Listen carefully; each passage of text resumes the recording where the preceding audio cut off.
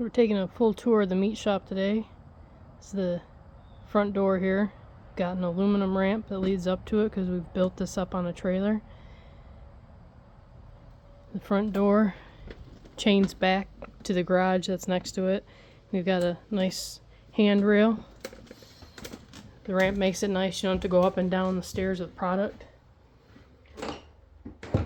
So inside we've got electric, and that's full outdoor rated electric so that we don't have to worry about moisture problems. So right to the right as you come in, I've got a little bit of my collection of knives here. And then our cooler door. So we'll take a look inside the cooler. We've got a split door system here. And that's so that the door fully opens with the bandsaw here.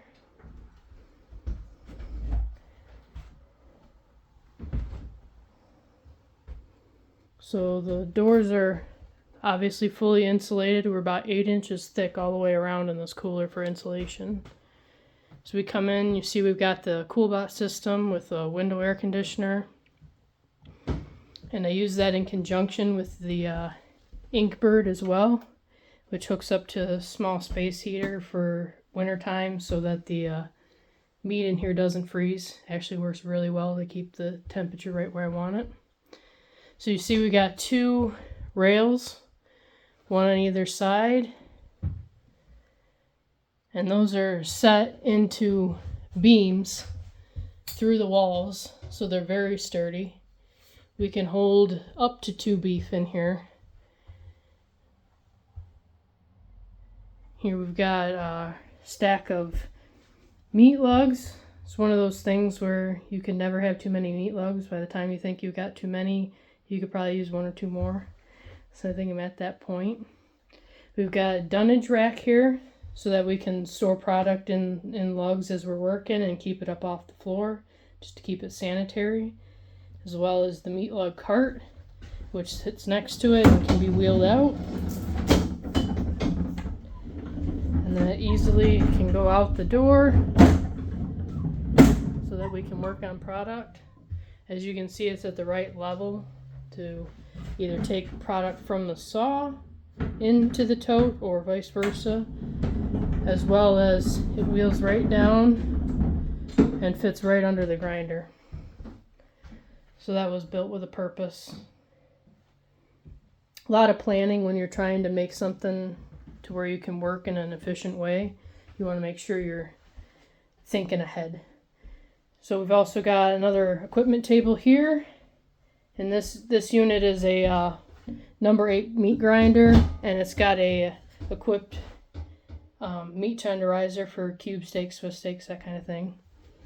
It's also got storage beneath, and under there I've just got a small sausage stuffer. It's about an 11-pound unit.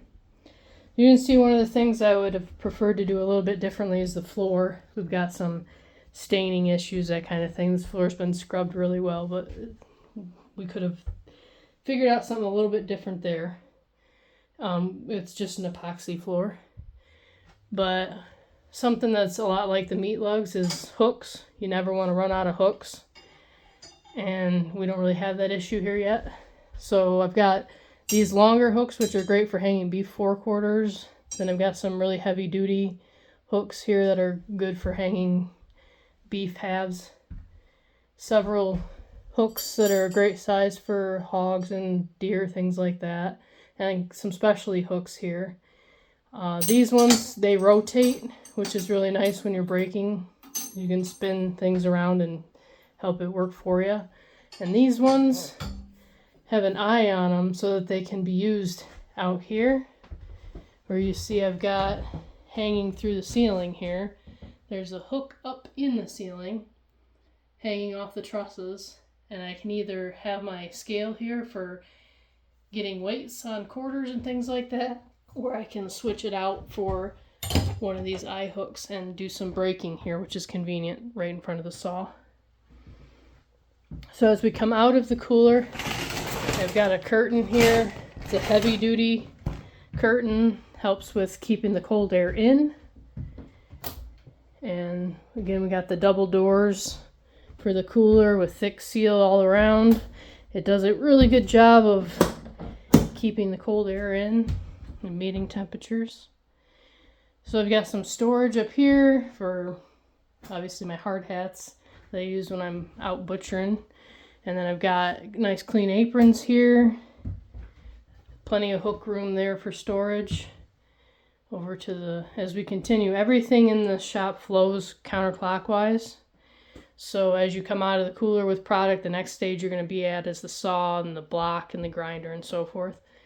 So here we've got storage for saw bands. Keeps them up there nice and clean and out of the way. The bandsaw here is a really nice unit. It's actually quite old. It came out of a shop back in the 60s. And it could probably use a new bearing, but it actually does a really good job for me. Got a reciprocating saw here, which when I'm out butchering, I use that to split beef and hogs, that kind of thing. Just a nice quick look around the saw. It's a Model 33. So this table slides to work with the saw, and got plenty of space here between that and the block, so it fully swings, fully functioning. Again, everything was built with a purpose. A lot of measuring and planning went into something like this. Here we've got my block, which is where most of the work happens. One of the nice features about this shop in particular is having windows. So even though it's a small shop built for basically one, maybe two people, the windows help keep it bright and kind of feels more open. So the block is big enough to actually two people can work here kind of comfortably. Underneath we've got storage. I use these smaller meat lugs a lot, especially when I'm doing smaller projects. They're really convenient because they can just go in the house, go in the dishwasher. These trays I use when I'm doing cuts, and I'll have steaks and roast, things like that portioned out, and I'll put those on there so that they can either be put in the cooler or slid over here to the packaging area. As you can see, the grinder is right next to the block, which is super convenient. So when you're cutting, you can even sometimes skip using a lug, put everything right into the grinder. Or obviously the lugs are right here on moving tables, so they can be close to you. They can fit, on this side of the saw, down here, wherever I need them. There's plenty of space too to keep lugs up on the block if I'm working by myself. And even straight out in front of you, there's still, because it's a nice deep block, you got plenty of room for working here with trim lugs behind you. Again, it's super nice. I know it's a little thing, but having your grinder and your meat lugs at the proper working level really helps you out. So beyond that, there's storage again under the equipment table here, where I keep my grinder parts. After the grinder, we've got sink and floor drain. All the chemicals I need for cleaning.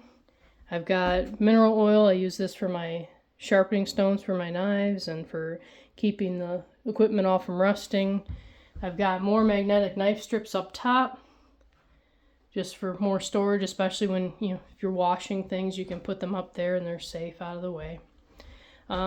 These little squeeze bottles are really good for doing quick sanitation, or I use them to hold fresh water for when I'm running the bandsaw. If you keep the saw wet, things tend to move more smoothly. So after you're done with the grinder, things can move right here into the stuffer. And I use this bigger model. It's a 30-pound stuffer. And I use this for packaging things like burger when you've got a lot of it. It's super nice. You can just fill it up, run 30 pounds through it into the meat bags, which I keep up here in a dry storage area. Several different kinds of meat bags for packaging. And then I've got a scale here for making sure you're getting them bagged up the proper size. I got my vacuum packer. I've got a small scale here for sausage making. I keep it in this little container to keep it dry. The vacuum packager, when I'm not using it, can be stored down here in this tote. It keeps it dry and out of the way. As your vacuum packaging, is super convenient that you've got up top in the dry storage area, I've got these filing boxes that are plastic, but they hold various sizes of my vacuum seal bags. And then I keep some labels, soakers, cut gloves, different things in there. I keep extra lug liners. Those help with just keeping the lugs a little extra clean so you don't have to scrub them so hard when you're doing cleanup. Various other freezer bags, injectors for doing hams and injected products. Then in these baskets down here, I've got clean rags, more meat lug liners, which are nice and handy because they're right close. You just have to turn around and grab them. Vinyl aprons and rubber gloves for cleanup. Keep some paper towels just on a chain here that I threw up. Various tools for working on the equipment when things go bad. And here I keep the smoker hooks for bacons, extra meat hooks, selecting hooks for butchering work. Up here I've hung my freezer paper roll, and that's pretty convenient too. Like I said, everything's right within arm's reach, so that as you're working, you don't have to take extra steps. I've got this is magnetic here, it's just hanging off the breaker box here, for gloves. I hang my Sharpies here so I don't lose them. First aid kit just in case, you never know. I keep this little filing basket here, and this is handy because when you take out bags from dry storage, you don't necessarily want to put them back in just for sanitary reasons. So if I pull out extra bags, I keep them in this, and I'll use these up first when I'm working, just to try and keep, everything extra clean. I don't like to put, bags that might have been, touched raw meat or anything like that back in. Back down here, we got more storage for keeping things clean and dry. This is my oil stone. This is a cutter for the back of the vacuum sealer, so if you're doing rolls and making your own bags. More boxes down here to keep everything clean and dry. So I've got like bone dusters and tenderizers, various tools, tape machines, and more meat bags. Down here I've got jet net and butcher twine. I've got a machine down here for hooking up to grinders and stuffers and for making jerky, and a patty maker. Down here I've got like a kit for sampling sausages. So I've got a hot plate and a pan, things like that in there, so I can make sure my product's turning out right. And then down here I've got smaller boxes that keep loose parts, small parts in that thing organized. So I've got stuffer parts, slicer parts, and I've got patty sheets. And then down here I've got more tags and labeling things. So plenty of dry storage area in here. That's a quick look around the shop. I've got an extra outlet, so up in the ceiling, if I need more lighting, I can hang more lights, or I tend to need fans in here when it's early in the season or later in the season. Sometimes running a heater out here sometimes is nice, but that's the extent of it. That's the shop. Not too much I would change completely about this place. Like I said, everything runs really smooth from cooler counterclockwise right through the room. So everything's within arm's reach. It's really nice for working with up to 2 people in here. Like I said, just because we're on a trailer, if you get too much going on in here, then we can get unbalanced and everything. But plenty of good lighting, which is super important. And again, not too much I'd change. Very nice to have all the necessities that you would find in a bigger shop, but smaller. So everything from, meat grinder to meat mixers, slicers, everything in between. And I'll mention one more thing is this spot here at the end of the table was designed so that these smaller equipment tables that we keep in the cooler to keep them out of the way, they can just be wheeled right out here, and they can sit right there, and machines can be plugged into outlets here. Plenty of working room. So it's just another feature that makes things work smooth, that you don't get cramped here when you're not needing stuff there, so it can just be put back in the cooler. But you've got convenient hookups. There's plenty of outlets everywhere. That's one of the things I didn't want to skimp out on, was having outlets very, very close by and just convenient, able to be used. One more thing I have up here is clipboard that sits right where I can see it. So that's where I put my cut sheets, so that if I'm cutting for other people or even myself, it helps me remember what I'm doing, so that I'm cutting steaks the right thickness, making all the right product, or just even notes for making sausages. I can hold my recipes there if I need them. And that's the tour of the shop. Thanks for watching.